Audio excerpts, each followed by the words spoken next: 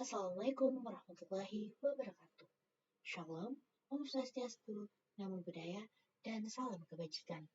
Perkenalkan, nama saya Rizka Sanaya Nizar dengan NIM S1 S1 23050 dari kelas Komputasi Cerdas dan Visualisasi angkatan 2023.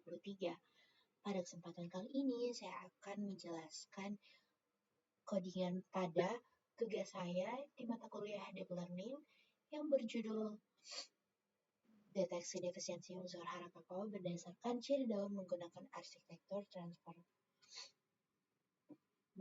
yaitu Mobile Fit, dan juga Swing Transformer. Nah, sebelum masuk ke penjelasannya, sebelumnya kita pahami dulu konteks masalahnya. Jadi, tanaman kakao sendiri adalah salah satu komoditas perkebunan penting di Indonesia. Namun, produktivitas kakao sangat dipengaruhi oleh kecukupan unsur hara seperti nitrogen, fosfor, kalium, magnesium, dan unsur mikro lainnya. Ketika tanaman kakao kekurangan salah satu unsur hara tersebut, gejalanya akan terlihat pada daun, misalnya perubahan warna, munculnya bercak, daun menguning, atau perubahan bentuk daun. Secara tradisional, identifikasi defisiensi unsur hara dilakukan secara manual oleh ahli agronomi yang membutuhkan waktu, biaya, dan juga keahlian khusus. Oleh karena itu, proyek ini mencoba mengotomatisasi proses deteksi tersebut menggunakan computer vision dan deep learning, khususnya dengan model berbasis transformer.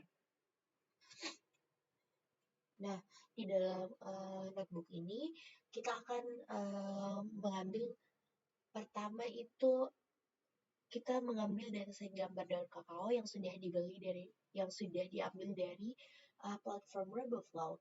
Kedua, kita melakukan pre-processing dan augmentasi data. Ketiga, melatih 3 model transformer yang berbeda, yaitu Mobile Fit, Fisher Transformer, dan Swing Transformer, untuk mengklasifikasikan jenis defisiensi unsur hara berdasarkan gambar daun. Dan yang terakhir, membandingkan performa ketiga model tersebut menggunakan berbagai metrik evaluasi seperti akurasi, loss, precision, recall, Evans score, dan juga kurva ROC.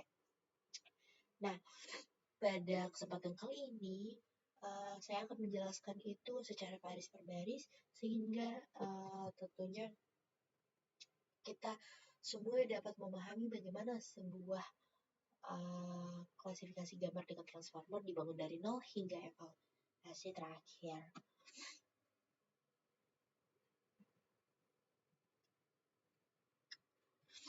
Nah, pertama kita mulai dari sel pertama. Di sini kita menginstal library bernama RoboFlow menggunakan PIP. RoboFlow sendiri adalah platform manajemen dataset computer vision yang memungkinkan kita mengupload, melabeli, atau anotasi dan mendownload dataset gambar dengan format tertentu. Misalnya Coco, YOLO, atau Pascal POC. Nah, selanjutnya kita membuat objek RoboFlow dengan memasukkan API key. API key ini sendiri adalah kunci unik milik akun pengguna yang digunakan untuk autentikasi saat mengakses dataset secara private melalui API. Nah, setelah itu kita mengakses workspace bernama Data Hamzah dan project bernama Deteksi Defisiensi Unsur Hara Kakao dari Jadi Daun. Nah, workspace sendiri dapat dianggap sebagai folder besar tempat berbagai proyek disimpan, sementara proyek adalah dataset spesifik yang sudah diambil. Kemudian kita memilih versi 1, artinya kita mengambil versi pertama dari dataset ini karena di RoboFlow sendiri setiap kali kita melakukan perubahan pada dataset atau menambah gambar, augmentasi, dan lain sebagainya itu RoboFlow akan membuat versi baru sehingga kita bisa melacak perubahan dataset. Terakhir kita memanggil version.download Coco. Nah, ini berarti mengunduh dataset dalam format Coco atau Common Objects in Context. Format Coco sendiri menyimpan anotasi dalam satu file JSON berisi informasi gambar, kategori atau kelas, dan anotasi bounding box atau segmentasi untuk setiap gambar. Nah, pada baris kedua kita hanya melakukan pengecekan. Pada baris kedua kita hanya melakukan pengecekan struktur folder hasil download dengan OS listener. Biasanya hasil download RoboFlow dalam format Cocoa akan menghasilkan 3 folder utama, yaitu trend, valid, dan test yang masing-masing berisi gambar dan file anotasi, yaitu annotation.cocoa.json. Nah, untuk format Cocoa sendiri itu menyimpan 3 komponen penting dalam satu file JSON, yaitu image, yaitu atau daftar metadata gambar seperti ID, nama file, dan juga ukuran. Lalu yang kedua ada kategoris. Di sini dia itu menyimpan daftar kelas, label yang ada, misalnya defisiensi nitrogen, defisiensi kalium, daun sehat, dan lain sebagainya. Yang ketiga itu anotasi. Daftar anotasi yang menghubungkan image ID dengan kategori ID, beserta informasi tambahan seperti bounding box. Nah, struktur inilah yang nantinya akan kita olah pada segmen berikutnya. Karena format Cocoa ini perlu dikonversi menjadi format folder per kelas atau image folder agar dapat digunakan langsung oleh PyTorch.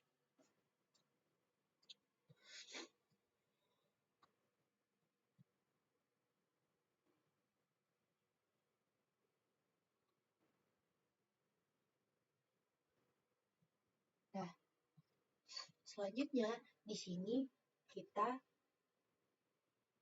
menginstal dua library ini untuk deep learning, yaitu Torch atau PyTorch dan Torch Vision. Nah, PyTorch sendiri adalah framework deep learning yang sangat populer karena fleksibel dan mendukung komputasi tensor di GPU. Torch Vision adalah pustaka tambahan dari PyTorch yang menyediakan dataset, model pre-trained, dan fungsi transformasi gambar. Nah, di sini kita mengimpor beberapa modul model.tem, singkatan dari PyTorch Image Models, yang dimana ini adalah library yang menyediakan ratusan arsitektur model computer vision modern termasuk mobile fit, dan swim transformer.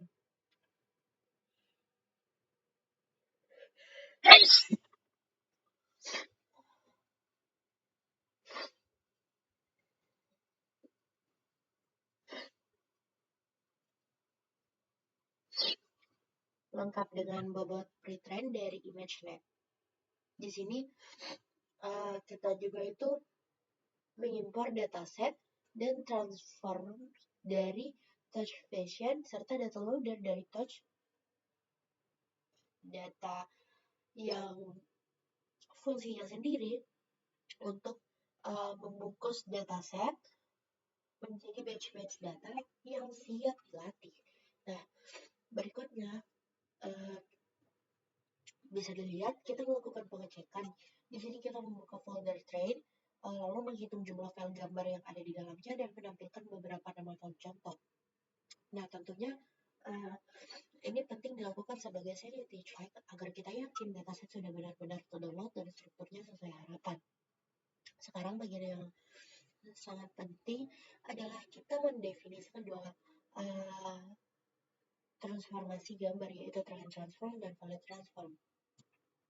Nah, sebelumnya perlu kita ketahui bahwasanya transformasi gambar diperlukan karena dua alasan utama. Pertama, model deep learning membutuhkan input dengan ukuran dan format yang konsisten. Kedua, augmentasi data yang dimana ini membantu model menjaga lebih general atau tidak overfitting dengan cara membuat variasi buatan dari data yang sudah ada. Jadi yang pertama di sini kita melakukan yang namanya resize. Di sini kita gunakan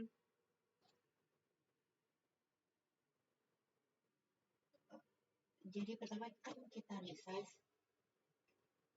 Jadi semua model transformer pada proyek kali ini yaitu mobile fit dan swim dirancang dengan input standar 224 kali 224 pixel karena mereka di pre-train pada ImageNet dengan ukuran tersebut.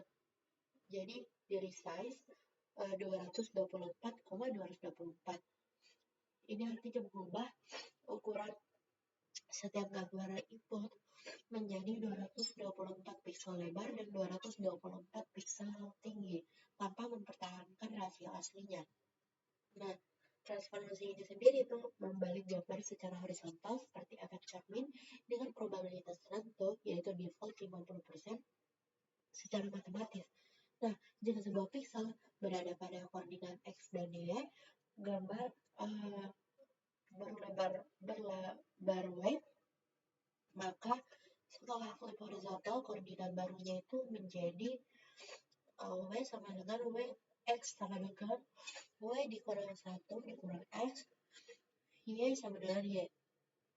Nah, tujuannya sendiri adalah agar model tidak hanya belajar dari orientasi tertentu.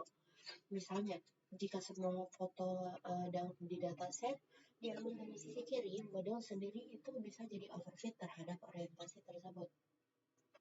Yang kedua, untuk random rotation-nya, jadi transformasi itu memutar gambar secara acak dalam rentang minus 15 derajat hingga plus 15 derajat. Secara matematis, rotasi titik X terhadap titik pusat yaitu CX dan CY dengan sudut dirumuskan dengan transformasi rotasi dua dimensi. Di sini adalah sudut rotasi dalam radian yang dipilih secara acak dari distribusi uniform pada interval minus 15 derajat hingga plus 15 derajat. Tujuannya sendiri untuk mensimulasikan kondisi pengambilan foto daun yang mungkin sedikit miring. Lalu ada color jitter yaitu brightness, contrast, dan juga saturation. Jadi di sini tuh color jitternya itu mengubah secara acak kecerahan atau brightness-nya dan juga kontras dan saturasinya gambar dalam rentang kurang lebih 20% secara matematis untuk brightness setiap nilai pixel dikalikan dengan faktor acak B. Jadi misalnya I baru sama I dikali B dengan B irisan 1 dikurang 0,2 1 ditambah 0,2 sama dan mendapatkan hasil 0,8 dan juga 1,2. Nah, sementara untuk saturation, gambar sendiri dikonversi ke ruang warna abu-abu atau grayscale, lalu diinterpolasi dengan gambar asli berdasarkan faktor S. Nah, tujuan keseluruhan color jitter sendiri adalah membuat model lebih robust terhadap variasi kondisi pencahayaan saat pengambilan foto daun. Misalnya, foto yang diambil di pagi hari versus siang hari yang tarik. Lalu ada tuh sensor. Jadi transformasi terakhir adalah tuh sensor yang dimana tuh sensor sendiri itu mengonversi gambar dari format fill image dengan pixel bernilai 0 hingga 255 menjadi tensor PyTorch dengan nilai dinormalisasi ke rentang 0 hingga 1 melalui rumus yaitu nilai underscore tensor sama dengan nilai pixel dibagi 255. Selain itu, sensor juga ini itu mengubah urutan dimensi dari height, width, channel menjadi channel, height, width karena PyTorch sendiri mengharapkan format channel first. Lalu yang terakhir ada valid transform. Nah, untuk data validasi dan testing, kita itu hanya menerapkan resize dan to tensor tanpa augmentasi acak seperti flip rotasi dan juga color jitter. Nah, ini tentunya penting karena pada saat evaluasi kita ingin mengukur performa model pada data yang konsisten dan representatif. Augmentasi acak hanya digunakan untuk memperkaya proses tracking, bukan untuk evaluasi.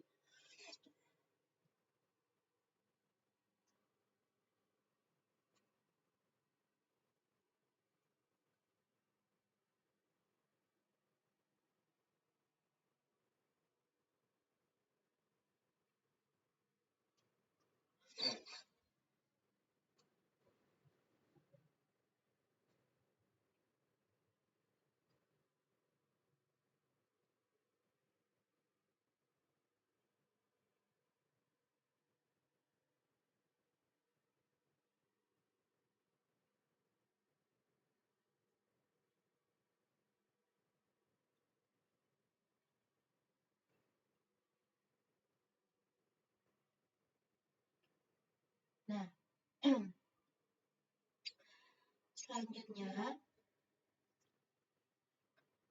jadi ini adalah salah satu bagian paling teknis namun krusial dalam notebook kali ini, karena disinilah terjadi perubahan format dataset. Jadi dataset yang kita download dari RoboFlow berformat kokoh, di mana semua gambar dalam satu split, yaitu trend atau valid atau testnya itu disimpan dalam satu folder yang sama, dan informasi kelas atau labelnya itu terpisah dalam file annotation.coco.json. Namun, PyTorch sendiri menyediakan kelas praktis bernama image folder yang mengharapkan struktur folder seperti setiap kelas memiliki subfoldernya sendiri dan semua gambar milik kelas tersebut diletakkan di dalam subfolder tersebut. Nah, karena itu kita perlu menulis fungsi custom untuk mengonversi dari format Coco menjadi format image folder. Nah, di sini kita lihat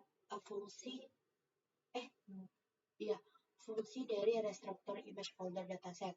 Jadi fungsi ini sendiri itu menerima dua parameter, yaitu yang pertama ada dataset root, path utama dataset, dan split name, yaitu trend, valid, atau test. Pertama, fungsi membuka dan membaca file annotation.coco.json menggunakan modul JSON. JSON sendiri ini berisi 3 bagian utama, yaitu categories, image, dan annotation.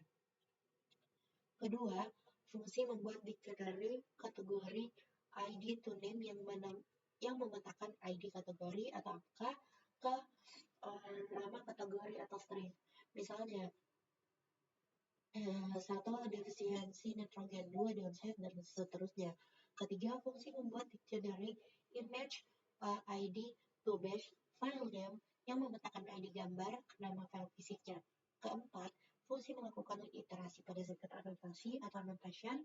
Jadi setiap anotasi memiliki merge ID dan kategori ID. Dari sisi fungsi membangun dictionary image atau kategori name yang memetakan setiap nama file gambar ke nama kelasnya.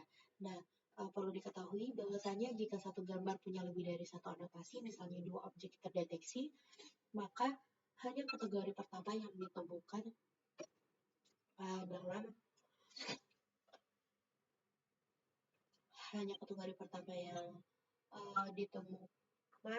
yang akan dipakai sebagai label klasifikasi gambar tersebut, karena ini adalah teks klasifikasi single label, bukan deteksi objek. Kelima, untuk setiap pasangan file name, kategori name, fungsi membuat folder baru dengan nama sesuai, yaitu kategori name, jika belum ada. Lalu, memindahkan file tersebut ke dalam folder itu menggunakan shuttle move.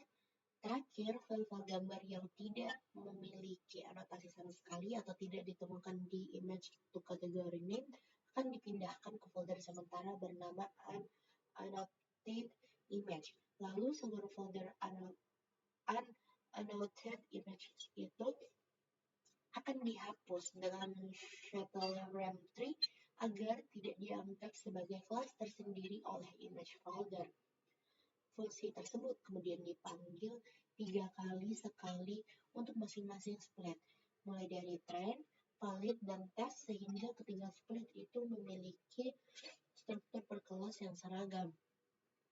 Nah, di sini juga kita melakukan yang namanya pengecekan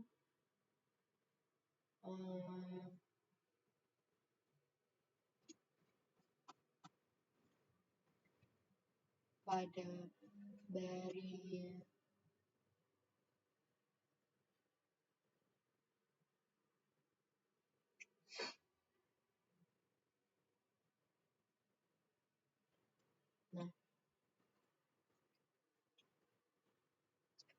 pada baris ini juga kita melakukan yang namanya pengecekan tambahan.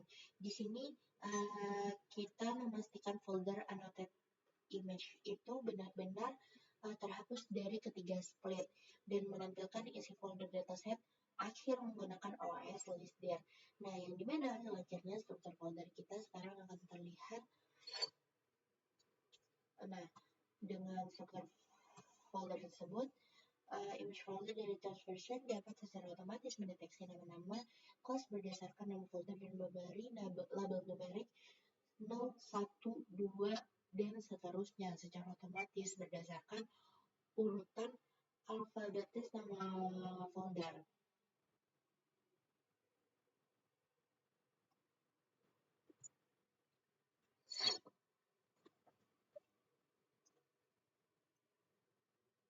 Nah, lalu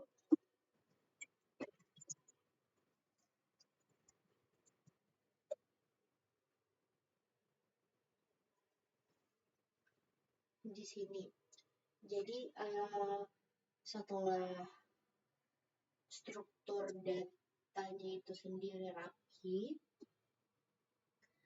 kita akan membuat objek dataset menggunakan dataset.image folder. Jadi, ini maksudnya saat dipanggil itu image folder akan men-scan seluruh subfolder di dalam path yang diberikan, menjadikan nama setiap subfolder sebagai label kelas, dan menyimpan path semua file gambar beserta label numeriknya. Parameter transform di sini itu menentukan transformasi apa yang akan diterapkan setiap kali sebuah gambar diambil atau di-load dari dataset. Untuk trend dataset sendiri kita menggunakan trend transform yang mencakup augmentasi, sedangkan untuk valid dataset kita menggunakan valid transform tanpa augmentasi. Lalu kita print trend dataset to class-nya itu. Nah, ini akan menampilkan daftar nama kelas yang berhasil dideteksi terurut secara alfabetis. Misalnya daftar jenis defisiensi, unsur hara, dan kelas daun sehat, sedangkan len trend datasetnya dan valid datasetnya itu untuk menampilkan jumlah total gambar pada masing-masing split. Selanjutnya, kita membungkus dataset ke dalam data loader, di mana data loader sendiri ini mengelompokkan data menjadi batch-batch berukuran tertentu. Di sini batch size-nya itu kita menggunakan yang 32. Artinya setiap iterasi training akan memproses 32 gambar sekaligus untuk train loader. Jadi kita set shuffle-nya true agar urutan data diacak setiap epoch yang membantu model belajar lebih general dan menghindari bias urutan data. Untuk valid loader-nya sendiri false karena urutan data validasi itu tidak mempengaruhi hasil evaluasi dan kita ingin hasil yang konsisten atau reproachable. Nah, di sini selanjutnya kita mengambil satu batch contoh menggunakan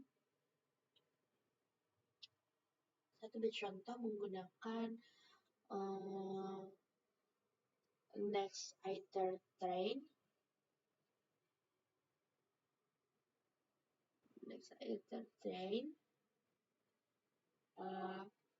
untuk memeriksa dimensi tensor. Untuk output image-nya shape biasanya itu berbentuk 32, 3, 224, dan juga 224.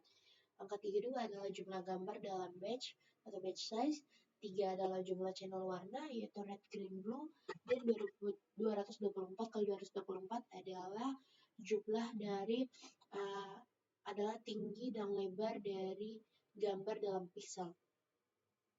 Sedangkan label shape-nya itu berbentuk 32, yaitu satu label per gambar dalam batch tersebut.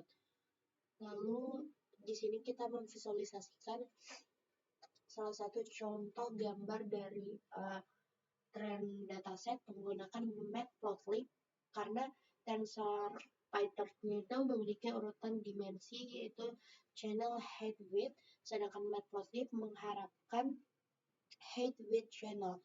Di sini kita menggunakan image per mute yaitu 1, 2, dan 0 untuk menukar urutan dimensi tersebut sebelum ditampilkan dengan plt dan image show.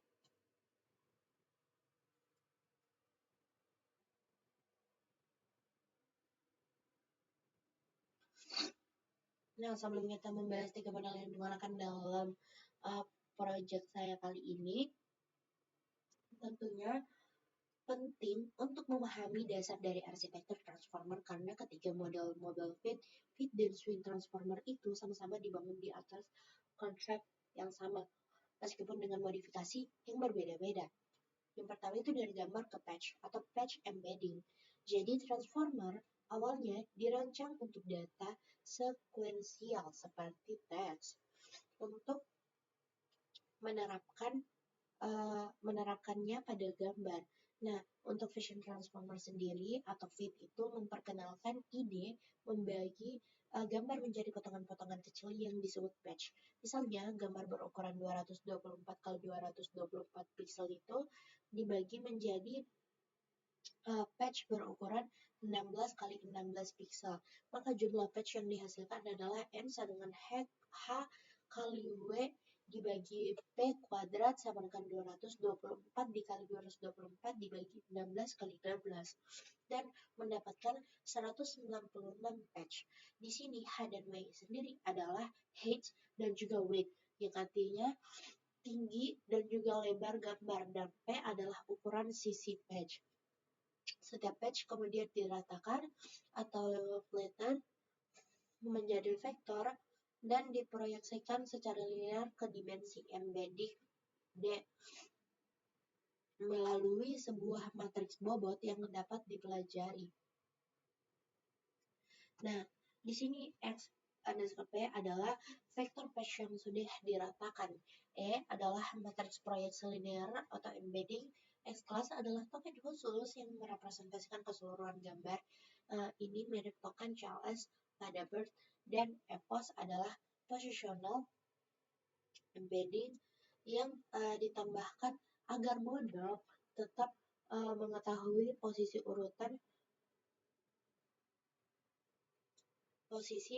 urutan spasial setiap patch. Karena transformer secara natural itu tidak memiliki konsep urutan seperti CNN. Nah, mekanisme utama yang membedakan transformer dari CNN atau RNN adalah self-attention, yaitu mekanisme yang memungkinkan setiap patch atau token untuk melihat dan menghitung relevansinya terhadap semua patch lain dalam gambar yang sama. Jadi setiap token input itu direpresentasikan dalam tiga vektor berbeda, yaitu query atau key, labelkan key dan value atau v yang diperoleh melalui proyeksi linear dari embedding input X menggunakan matriks bobot W underscore Q, W underscore K, dan W underscore V. Selanjutnya, score attention dihitung dengan rumus scaled dot product attention. Nah, lalu ada juga yang namanya multi-head attention.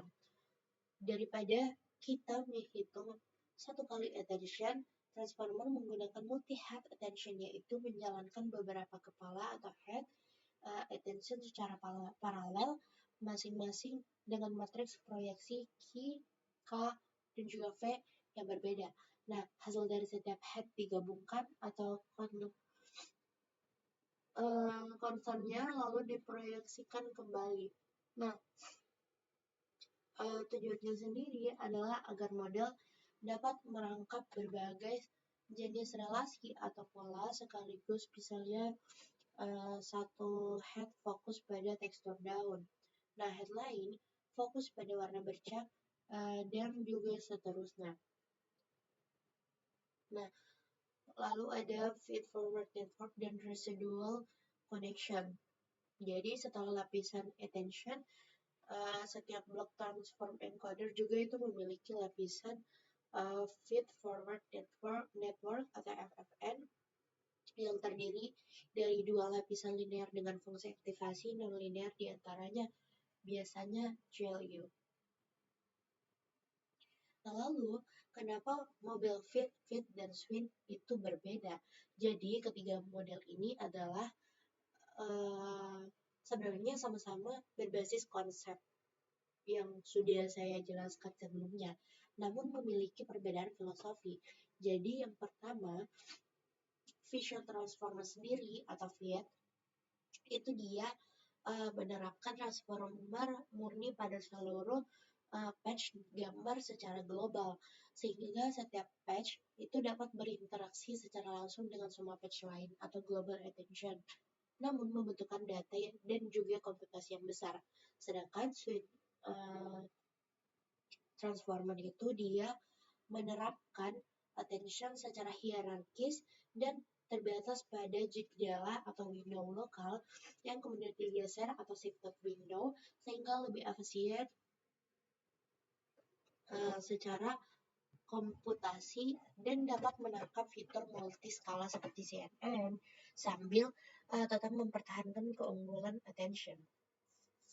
Yang terakhir itu mobile fit. Mobile fit sendiri itu menggabungkan blok konvolusi atau CNN ringan dengan blok transformer sehingga menghasilkan model yang jauh lebih kecil dan cepat, cocok untuk perangkat mobil namun tetap mendapatkan manfaat dari self attention. Nah, setelah mendengar penjelasan mengenai dasar-dasar tadi, di sini sekarang kita epoch.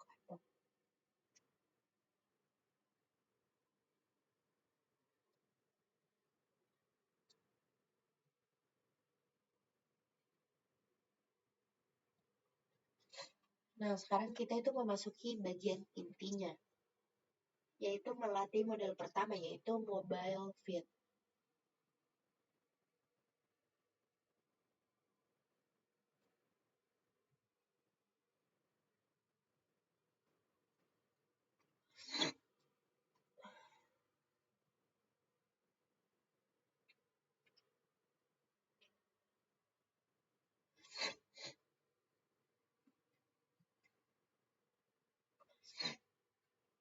Nah,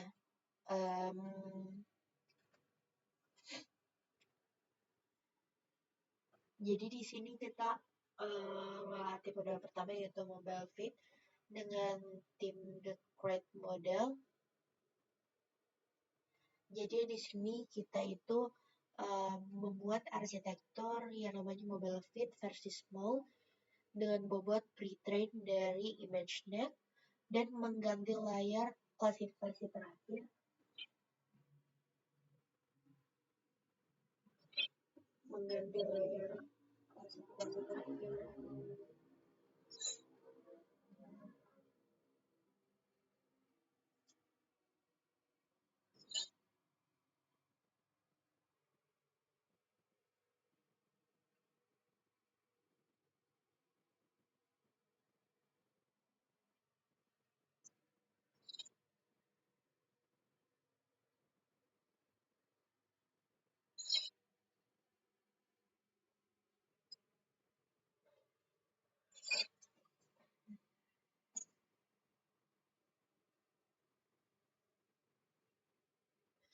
kita membuat arsitektur di sini tadi kan saya sudah bilang bahwasanya kita di sini membuat arsitektur mobile fit versi small dengan bobot pre-train dari ImageNet dan mengganti layar klasifikasi terakhir agar semua sesuai dengan jumlah kelas pada dataset kita.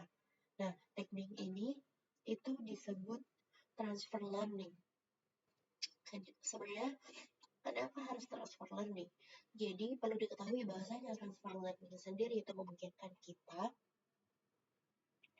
memanfaatkan pengetahuan yang sudah dipelajari model dari jutaan gambar di ImageNet seperti kemampuan mendeteksi tepi, tekstur, dan bentuk dasar, lalu menyesuaikannya di fine tuning untuk tugas baru yang lebih spesifik, yaitu klasifikasi defisiensi unsur hara pada daun kakao dengan jumlah data yang relatif lebih kecil dibanding ImageNet. Nah, mobile fit sendiri itu menggabungkan blok MobileNet, yaitu konvolusi deploy separable yang ringan dengan blok mobile fit yang berisi transformer. Nah, di sini idenya adalah fitur locker yaitu tekstur, tapi diekstrak menggunakan konvolusi yang efisien. Kemudian fitur tersebut diubah menjadi urutan atau sequence dan diproses oleh transformer untuk menangkap relasi global lalu dikembalikan ke bentuk fitur map. Nah, hal ini membuat mobile fit itu memiliki jumlah parameter yang jauh lebih kecil dibanding fit atau swing, namun tetap mempertahankan kemampuan self detection. Nah, lalu untuk kelas functionnya sendiri yaitu cross entropy loss, yang dimana ini itu mendefinisikan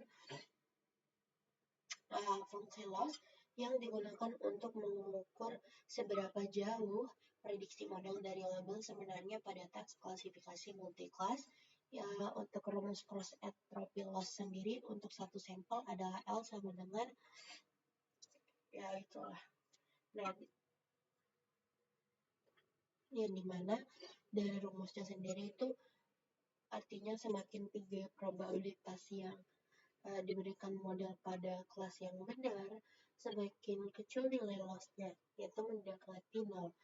Nah, sebaliknya, jika model memberikan probabilitas rendah pada kelas yang benar, nilai loss akan sangat besar sehingga loss tinggi. Ini memberi sinyal kuat ke model untuk memperbaiki prediksinya. Lalu ada optimizer, yaitu di sini Torch.Optim.Adam menggunakan algoritma Adam Wave atau Adam Wave decoupled with decay dengan learning rate yaitu 0,0001. Adam Wave adalah varian dari algoritma Adam yang memisahkan regularisasi with decay dari update gradient adaptif. Update parameter pada Adam secara umum mengikuti rumus. Lalu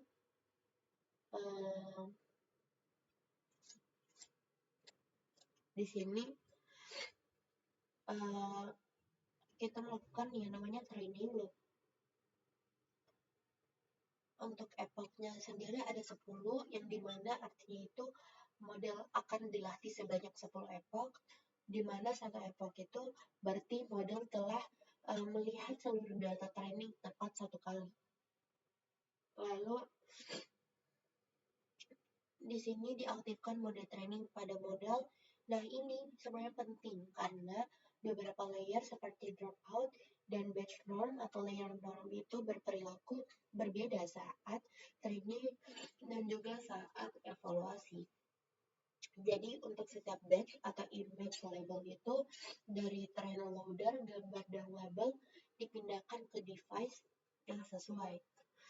Lalu untuk optimizer zero grade-nya itu kegunaannya untuk mengosongkan atau mereset gradien dari langkah sebelumnya, karena Python sendiri itu secara default mengakumulasi gradien.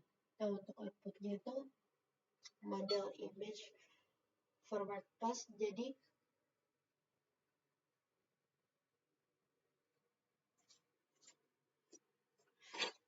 gambarnya itu diproses melalui seluruh layer model untuk menghasilkan output berupa logis atau skor mentah untuk setiap kelas.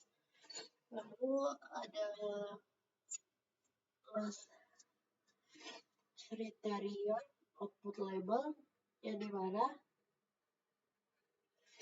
kita di sini itu menghitung nilai loss menggunakan cross entropy loss seperti yang sudah saya bilang sebelumnya.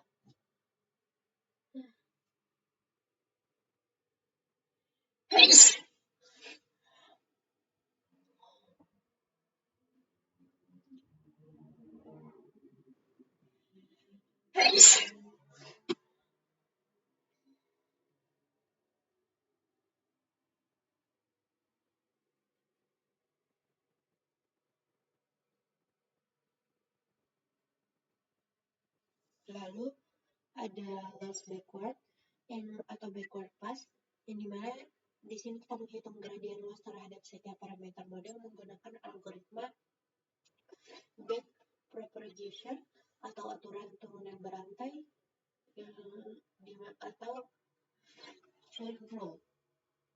Lalu ada optimizer step, ini memperbarui atau mengupdate seluruh parameter model berdasarkan gradien yang telah dihitung menggunakan rumus Adam Webb sudah saya sebutkan tadi. Lalu untuk running loss-nya itu ini artinya mengakumulasikan nilai loss untuk dipantau. Lalu ada third dot match. Di sini itu mengambil indeks kelas dengan skor log tertinggi sebagai prediksi model.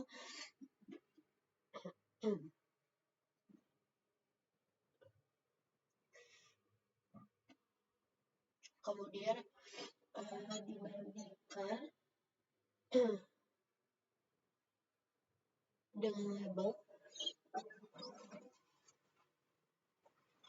dibandingkan dengan label untuk dipantau. Di akhir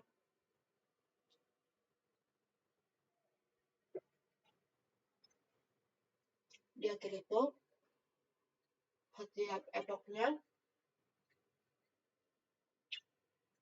dihitungkan hasil sama dengan 100 kalau korek dibagi total, yaitu presentasi akurasi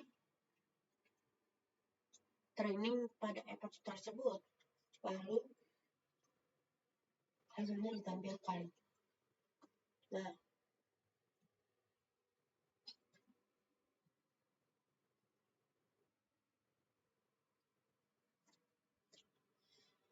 di sini kita mengevaluasi model menggunakan valid loader. Jadi bisa dilihat di sini ada dua hal penting, yaitu model eval ini mengaktifkan model evaluasi, yaitu kebalikan dari train, dan with torch no grade yang memastikan PyTorch sendiri tidak menghitung atau menyimpan gradient selama proses ini, sehingga lebih hemat memori dan lebih cepat karena kita tidak melakukan training di sini, hanya forward pass untuk mendapatkan prediksi. Nah, akurasi validasi dihitung dengan rumus yang sama, yaitu akurasi sama dengan jumlah prediksi yang benar dibagi total sampel dikali 100%. Nah, lalu di sini itu menyimpan terus model state ini itu menyimpan bobot model yang telah dilatih ke file mobile fit atau menggunakan terset agar model dapat dibuat kembali di kemudian hari tanpa perlu melatih ulang dari awal.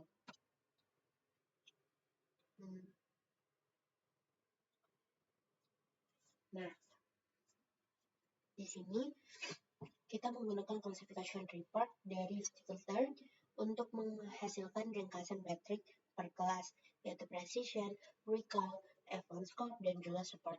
Rumus dari masing-masing metrik ini akan saya jelaskan secara lengkap. Jadi metode kedua yang kita coba adalah Fission Transformer atau FRIT dengan varian fit base patch 16.224. Nah, di sini mari kita pecahkan terlebih dahulu. Namanya base menunjukkan ukuran model ada varian tiny small base large dan juga hatch. Patch 16 berarti gambar dibagi menjadi patch berukuran 16 x 16 pixel dan 224 adalah resolusi input gambar, yaitu 224 x 224 pixel, sama seperti yang kita tentukan pada transformasi RSI sebelumnya. Seperti yang sudah saya jelaskan, fit sendiri itu membagi gambar 224 x 224 menjadi 196 patch berukuran 16 kali 16 dan menambahkan token classification atau kelas token, dan positional embedding, kemudian memproses seluruh urutan tersebut melalui beberapa blok transformer encoder yang berisi multi-head, self-attention, dan feed-forward network. Nah, output dari kelas token pada layer terakhir kemudian diproses oleh sebuah classification head atau layer linear untuk menghasilkan logit sebanyak jumlah kelas pada dataset kita. Nah, proses selanjutnya adalah memindahkan model ke device. Di sini kita mendefinisikan kriteria sama dengan cross entropy loss dan optimizer sama dengan Adam W dengan learning rate 0,0001 persis sama seperti pada mobile feed, sehingga rumus cross entropy loss dan update parameter Adam W itu yang sudah kita bahas di sebelumnya berlaku sama pada bagian ini. Nah, tetapi di sini ada yang baru, adalah penggunaan scheduler di mana learning rate scheduler di sini itu bertugas menyesuaikan, biasanya menurunkan nilai learning rate secara bertahap selama training. Tujuan dari learning rate sendiri adalah scheduling pada tahap awal training. Kita menggunakan learning rate yang relatif besar agar model cepat mendekati area solusi yang baik atau konfigurasinya itu cepat, namun pada tahap akhir learning rate yang besar dapat menyebabkan parameter melompat-lompat melewati titik optimal atau overshooting. Dengan memperkecil learning rate secara bertahap, model sendiri itu dapat melakukan penyesuaian akhir atau fine tuning yang lebih halus dan presisi. Untuk training loop, evaluasi pada valid loader, untuk perhitungan akurasinya, penyimpanan model ke feed kakao.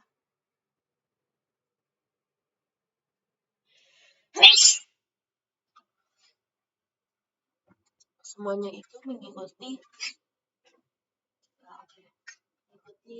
struktur dan rumus yang sama persis seperti pada mobile feed sebelumnya.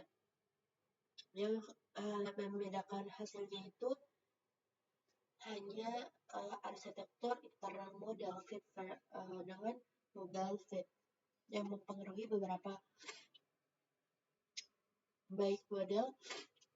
seberapa baik model dapat mempelajari pola dari fitur-fitur dalam kakao.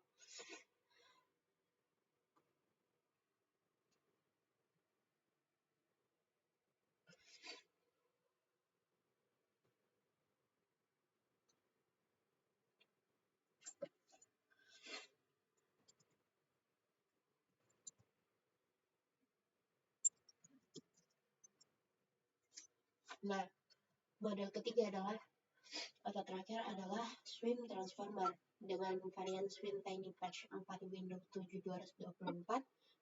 Di sini kita pecah namanya Tiny adalah ukuran model terkecil dari keluarga Swim. Patch 4 berarti ukuran patch awal adalah 4x4 pixel, lebih kecil dari Fit yaitu 16x16, dan Windows 7 berarti ukuran jendela window-nya atau attention adalah 7x7 patch, dan 224 adalah resolusi input. Yang pertama, di sini kita lihat perbedaannya adalah dengan Fit yang mempertahankan jumlah token tetap di seluruh layer, Swim Transformer menyusun fitur secara hierarkis seperti CNN. Resolusi fitur map diperkecil secara progresif melalui operasi patch merging di setiap stage, sehingga model dapat menangkap fitur dari skala detail kecil yaitu tekstur bercak daun hingga skala besar yaitu bentuk daun secara keseluruhan. Nah, inovasi utama Swim adalah Window Based Multi-Head Self-Attention atau WMSA. Nah, daripada menghitung attention antara semua end-patch yang kompleksitasnya ON-2, Swim membagi fitur map menjadi jendela-jendela kecil berukuran M kali M.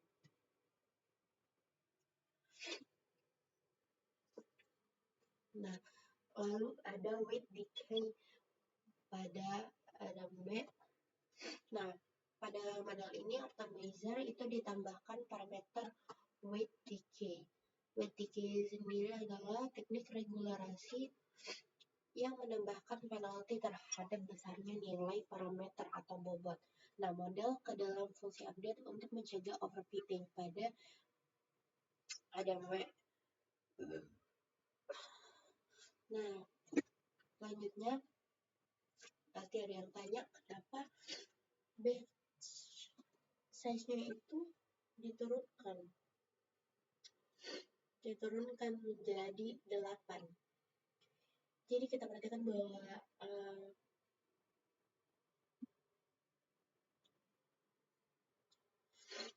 di sini diturunkan dari 32 jadi 8 untuk swing transformer itu.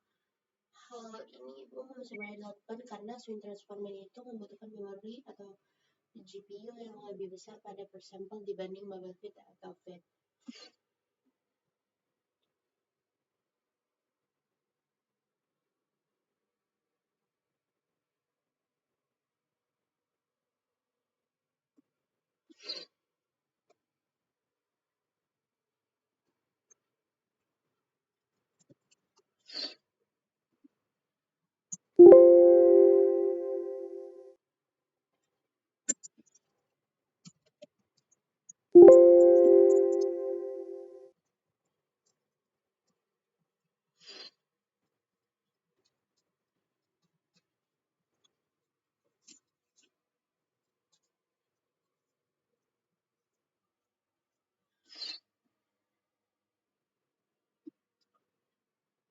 Nah, di sini setelah ketiga model selesai dilatih dan juga disimpan, langkah selanjutnya adalah evaluasi menyeluruh menggunakan data tes, yaitu data yang sama sekali belum pernah dilihat model selama proses training maupun validasi.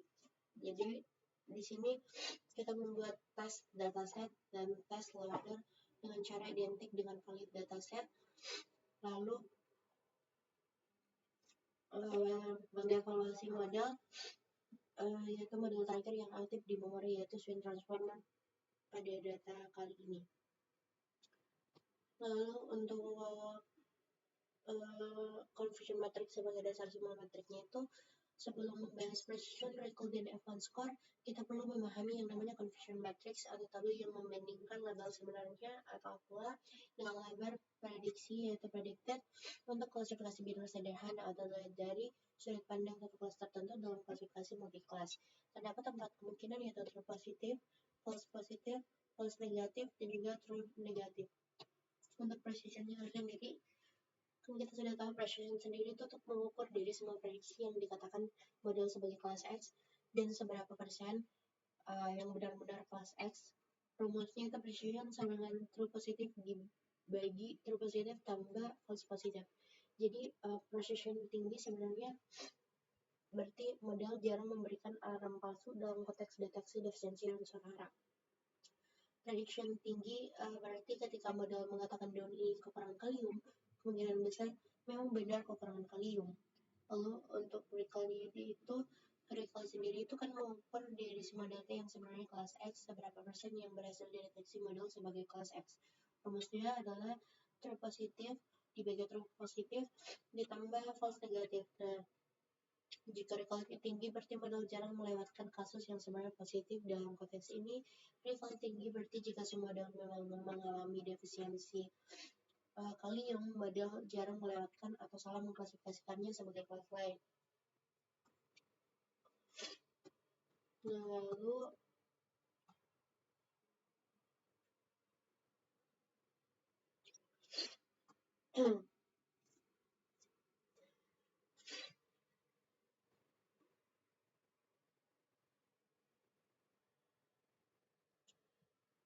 nah, jadi di sini grafik pertama itu adalah bar chart yang menampilkan nilai akurasi dari ketiga model mobile fit dan switch transformer. Pada validation set menggunakan library Seaborn dengan SNS Ballplots sumbu X itu menunjukkan nama model dan sumbu Y itu menunjukkan nilai akurasi dalam rentang 0 hingga 1. Sebelumnya kita perhatikan baris yang lem itu. Nah, ini mengatur batas sumbernya secara dinamis mulai dari 95% nilai akurasi terendah hingga 1,05 sehingga perbedaan kecil antar model tetap terlihat secara visual atau tidak tenggelam jika suku model memiliki akurasi tinggi yang berdekatan.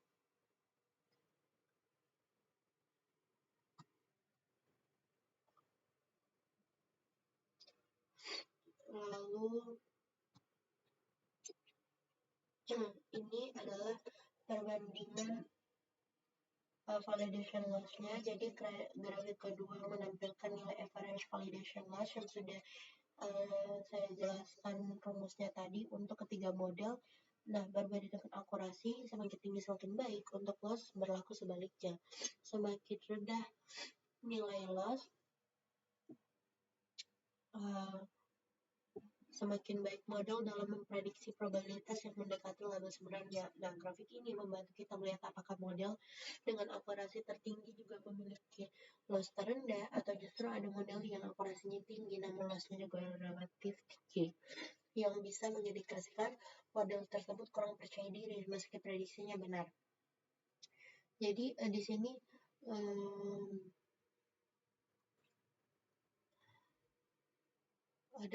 ini adalah perbandingan kurva ROC atau makro average untuk ketiga model dalam satu plot yang sama beserta garis diagonal putus-putus yang merepresentasikan klasifier acak dengan OC sama dengan 0,50 sebagai garis perbanding atau baseline.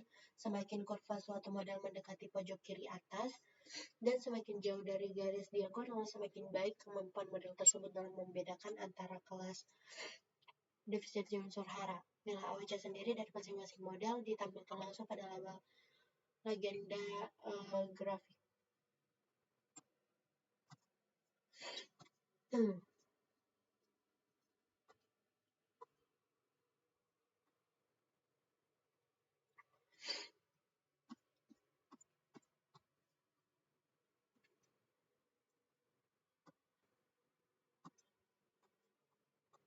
Nah, itu tadi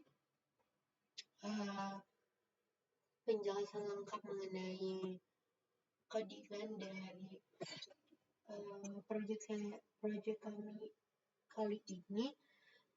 Sebelumnya saya akan merangkumkan apa saja yang telah saya jelaskan tadi. Jadi pertama kita mulai dengan memahami latar belakang masalah. Jadi pentingnya deteksi dini defisiensi unsur hara pada tanaman kakao berdasarkan ciri-ciri daun dan bagaimanapun komputer vision dapat membantu mengotomasikan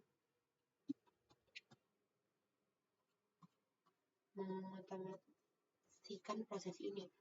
Lalu kita mempelajari juga tadi cara mengambil dataset dari robot flow dalam format COCO, dan juga kita sudah mengonversinya menjadi format image folder yang dibutuhkan papers melalui fungsi restrukturisasi custom. Lalu kita memahami juga teknik preprocessing dan augmentasi gambar, yaitu ada resize, random horizontal flip, random rotation, color jitter, dan tool sensor beserta rumus matematika di baliknya. Lalu kita juga sudah mempelajari konsep data transformer untuk computer vision, yaitu patch embedding, personal embedding, self attention dengan rumus scaled dot, product attention, multi-head attention, fit, forward network, residual connection, dan layer normalization. Lalu kita melatih dan mengevaluasi 3 model berbeda, yaitu program fit, dan swing transformer, lengkap dengan rumus first entropy, loss atomizer, dan stapler scheduler. Terakhir kita juga mempelajari berbagai metode evaluasi. Yang pertama ada akurasi, precision recall advanced score, RHS curve, dan AOC, serta cara visualisasikan membandingkan performa ketiga model tersebut.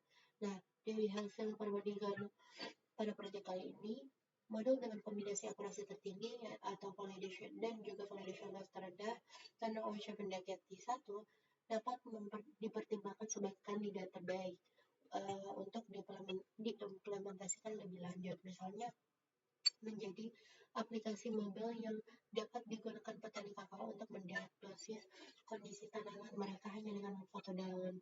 Sebagai catatan, kita beberapa hal sendiri itu bisa menjadi pengembangan lebih lanjut dari proyek ini, antara lain menambah jumlah level training, menambah variasi data, mencoba teknik augmentasi tambahan, atau melakukan hyperparameter tuning lebih lanjut pada learning rate dan juga weight decay. Nah, jadi itulah pembahasan lengkap mengenai proyek saya, yaitu deteksi dan sensi unsur hara kakao berdasarkan citra daun menggunakan transformer. Jadi jika ada salah kata lebih dan kurangnya mohon dimaafkan. Wabillahi taufiq wal hidayah. Selamat warahmatullahi wabarakatuh.